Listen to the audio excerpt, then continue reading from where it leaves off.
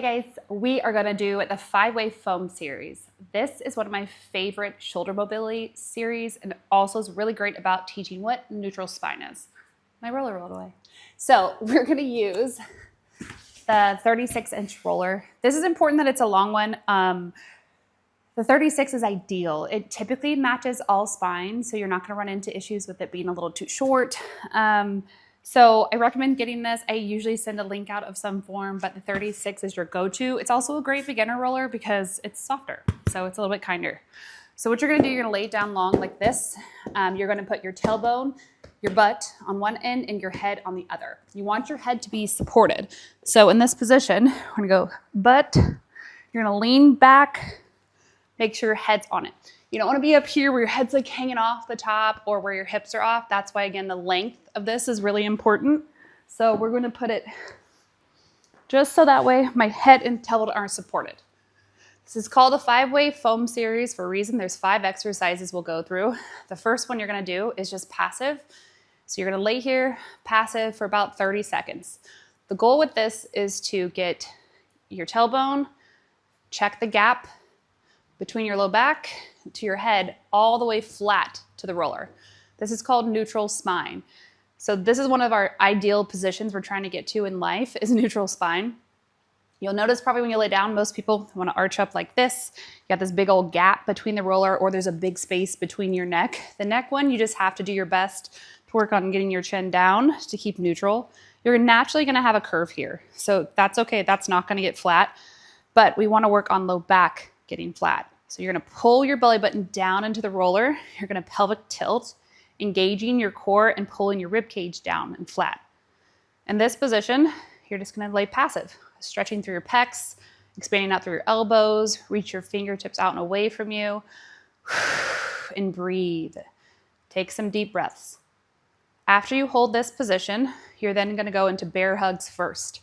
So bear hugs, you're gonna take your arms around you and you're gonna hug yourself, reaching for the back of your shoulder blades.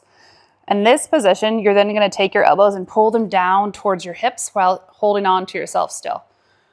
And you'll open back up, come back in, grab yourself, close, open back up. You can alternate which one goes on top. It's completely up to you. If you notice one's tighter than the other one, just flip which one grabs, goes around. While you're doing this, you're trying to maintain neutral spine. So you're keeping your back flat, your ribs are down, your chin is down. So you don't want to get into an extension like this with your head or arching your back. Third one in the series are the snow angels. You're going to bring your hands down to your side, palms up. Think about tucking the shoulder blades down. So you're going to reach for your shoes. From this position, you're then going to go overhead, same maintaining flat back, pelvic control, bringing the hands together, and right back down to your side. Ideally, in a perfect world, we get all the way down to the floor and you stay on the floor while maintaining neutral spine. But that's not always possible. So if you get here and you're like, ooh, that's too tight on my shoulders, pull off. You want to work the range you have. Do not force range you do not have. That will actually limit your mobility and hurt you. So work with what you have and keep inching into it each time you go through these. So these are snow angels. Fourth one is going to be the double overhead.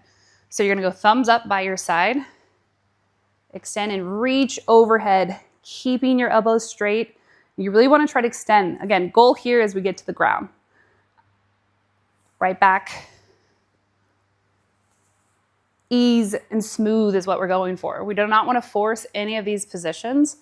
Again, you may have one that's a little off. I have a separated shoulder, so my right arm is always a little different in the way it moves, and I know that, so I pay a little more attention to it.